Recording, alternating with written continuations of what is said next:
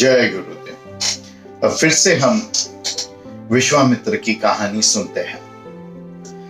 हमने जाना कि कामधेनु की प्राप्ति के लिए उन्होंने वशिष्ठ से युद्ध कर लिया और युद्ध हार भी गए, क्योंकि वशिष्ठ ने कामधेनु से उत्पन्न करके एक सेना, दिव्य सेना बनाई और उस सेना और अपने ब्रह्मास्त्र की मदद से उन्होंने परास्त कर दिया विश्वामित्र को। अब विश्वामित्र ने कहा, तभी उनका नाम जो था कौशिक था और विश्वरथ था, तो उन्होंने कहा कि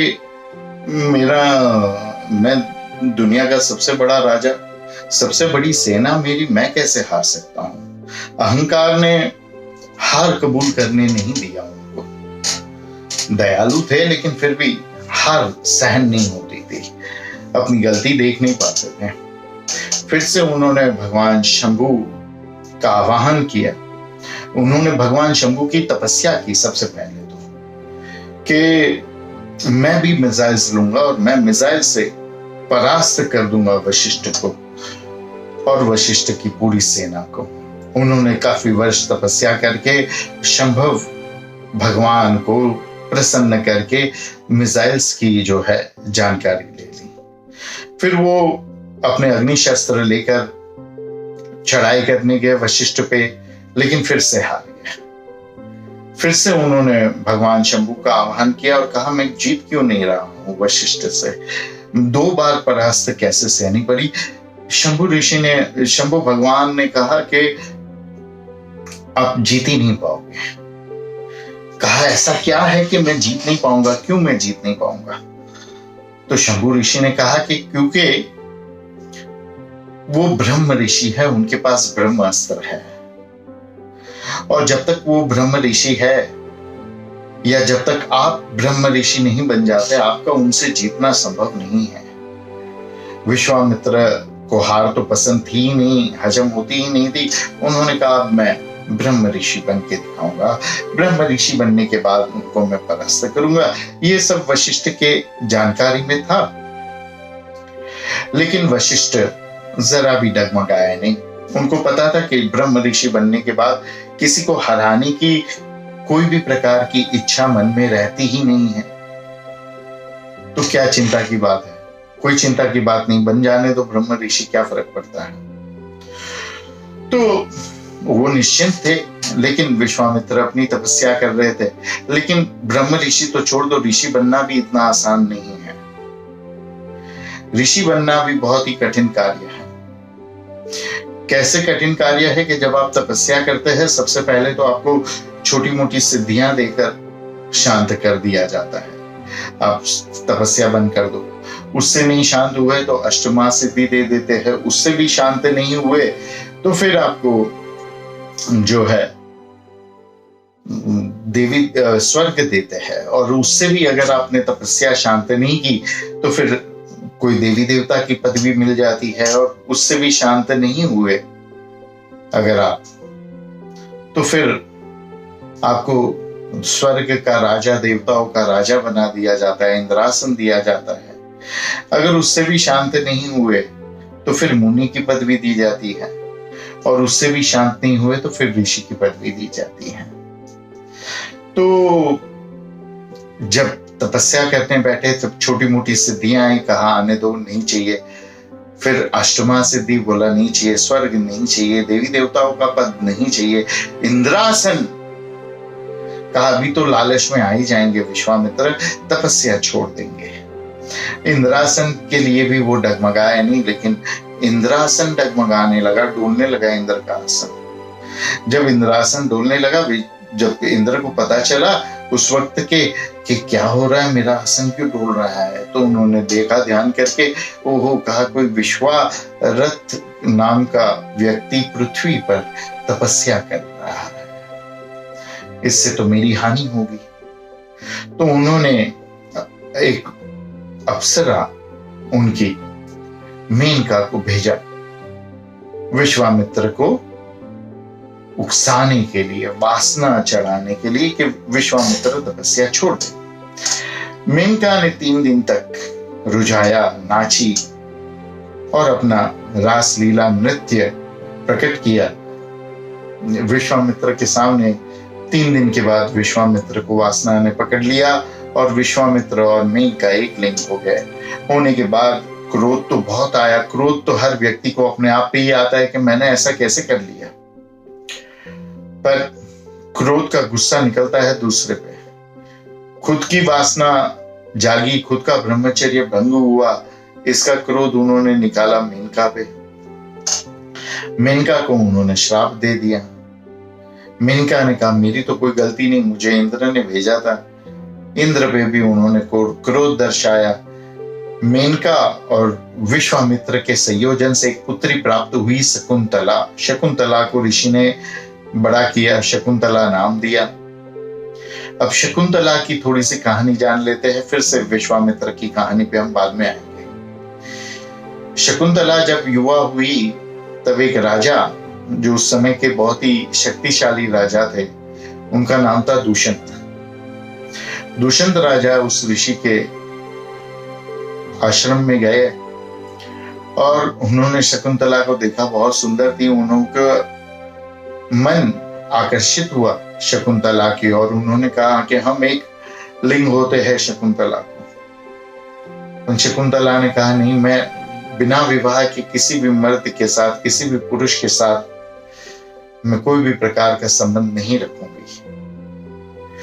तो दुष्यंत ने वासनातुर हुए थे, कामातुर हुए थे, तो उन्होंने वहीं के वहीं फूल की माला बनाई 2 और गंधर्व विवाह कर लिया। गंधर्व विवाह मतलब फूल की माला एक दूसरे को पहना दो, या कोई भी एक गोल चीज एक दूसरे को पहना दो, अंगूठी या कुछ भी, एक दूसरे को माला पहनाकर ये एक दूसरे के वश में हुए, एक दूसरे के संबंध में जुड़े। उस संबंध से बच्चा पैदा हुआ। लेकिन दुष्यंत तो राजा थे, कहीं रानियां थी उनकी, कहीं जगह पे घूमते, कहीं स्त्रियों के साथ भोग विलास करते। तो उनको याद रहे इसके लिए उन्होंने अपनी अंगूठी, जिससे जैसे हमने हनुमान चालीसा में बताया था कि अंगूठी राजाओं का रबर स्टैंप होता था, मुद्रा मानी जाती थी। राजा जैसी अंगूठी ना कोई बना सकता था, ना कोई पहन सकता था। उन्होंने वो अंगूठी दे दी निशानी के रूप में, जो है अपनी तभी की बीबी शकुंतला को। और शकुंतला मग्न रहती थी अपने प्रेमी के विचार में, दुष्यंत राजा के विचार में, और पानी में हाथ घुमा रही थी। पानी भरने गई थी मटका। वहां पे दुर्वासा ऋषि आए, उनको प्यास लगी थी, भूख लगी थी। उन्होंने कहा भिक्षान देगी, पानी पिलाओ। शकुंतला ने कुछ सुना नहीं, पानी में हाथ घुमाते रही, मटका जो है घुमाते रही पानी में, अंगूठी पानी में निकल के गिर गई। ऐसे भी पुरुष की अंगूठी स्त्री के हाथ में थोड़ी बड़ी ही होती है, तो बड़ी रही होगी और निकल गई। मच्छी चमकदार अंगूठी को देखकर, रत्न को देखकर निकल गई अंगूठी को। दुर्वासा मुनि ने श्राप दे दिया शकुंतला को कि जिसके सपने में तू डूबी हुई है, जिसके सपने में इस दुनिया को भूली हुई है, वो तुझे भूल जाएगा। और चले गए। विश्वामित्र दुर्वासा ऋषि का श्राप सुन के दौड़ती हुई शकुंतला की सखी ने उसको कहा कि तुझे तो श्राप प्राप्त हुआ है कि जो तू जिसके विचारों में खोई है, वो तुझे भूल जाएगा। दुष्यंत राजा शकुंतला को भूल गए। शकुंतला को इस मिलन से बच्चा प्राप्त हुआ। उस बच्चे का नाम भरत रखा गया। भरत को लेकर वो राजा के पास गई कि राजा, मैं आपकी पत्नी और ये आपका बेटा। राजा कहता है आप हो कौन? देवी, मैंने तो आपको कभी देखा ही नहीं। क्योंकि दुर्वासा के श्राप से वो भूल गए थे। कहा मेरे पास आपकी अंगूठी है, तो कहा बताओ फिर। अंगूठी देखूंगा तो याद आएगा। अंगूठी तो मच्छी निकल गई थी। अब जो ऐसे योजना से बनी हुई विश्वामित्र और मेनका की ऐसे योग से, ऐसे मिलन से बनी हुई बेटी, उसको भी कितना पीड़ित होना पड़ा। भले मेनका की बेटी थी, सर्वोत्तम बहुत सुंदर थी, लेकिन फिर भी कितनी पीड़ा सहनी पड़ी, इसकी ये कहानी है। क्योंकि मिलन जो है सही हुआ नहीं था। तो दुखी हुई, कहा मेरी अंगूठी देखा तो हाथ में थी नहीं, गायब। कहा अंगूठी खो गई है। अब अंगूठी खो गई है तो राजा ने कहा कि मैं आपको जानता नहीं हूं देवी, मुझे लग रहा है आप झूठ बोल रहे हो, आप जाओ वरना मैं आपको सजा दे दूंगा। वो चली गई रोते हुए।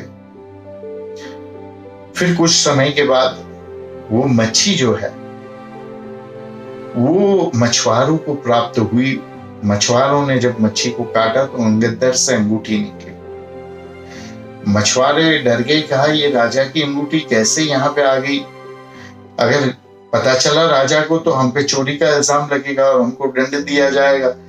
अंगूठी उन्होंने जाके दुष्यंत राजा को दे दी। जब उन्होंने अंगूठी दुष्यंत राजा को दी, दुष्यंत राजा अंगूठी देखकर पहचान गए कि अरे बाप रे, ये तो मेरी खुद की अंगूठी है। और मैंने उस लड़की को दी थी, वो लड़की आई और मैं उसे पहचान नहीं पाया। फिर दुष्यंत राजा निकले अपने बेटे की और पत्नी की खोज में, लेकिन उनको मिल नहीं रही थी उनकी पत्नी और उनका बच्चा। एक दिन खोजते खोजते वो एक जंगल में गए और उनको एक बहुत ही पराक्रमी बच्चा दिखा जो शेर के बच्चों के साथ खेल रहा था। कहा ऐसा सूरवीर बच्चा किसका हो सकता है कि जो शेर के बच्चों के साथ खेल रहा है, और खेल नहीं रहा है, शेर के बच्चों के मुंह खोल के उनके दांत गिन रहा है कि बताओ तुम में से किसको कितने दांत आ गए। सबके दांत गिन रहा है। इतना शूरवीर बच्चा कौन हो सकता है, किसका हो सकता है? तो उन्होंने जाके बच्चे को पूछा, कहा मेरी माता शकुंतला है और पिता राजा दुष्यंत है। दुष्यंत चौंक गए कि मेरा बच्चा, मुझे पता नहीं है। फिर उन्होंने शकुंतला को देखा, मिले और फिर पहचाना कि ये मेरा ही बच्चा है भरत। और उन्होंने अपना राज्य भरत को दिया और भरत उस समय के सर्वोत्तम राजा बने। और भरत राजा के पास जो है पूरी एशिया का राज था। Indonesia, Malaysia,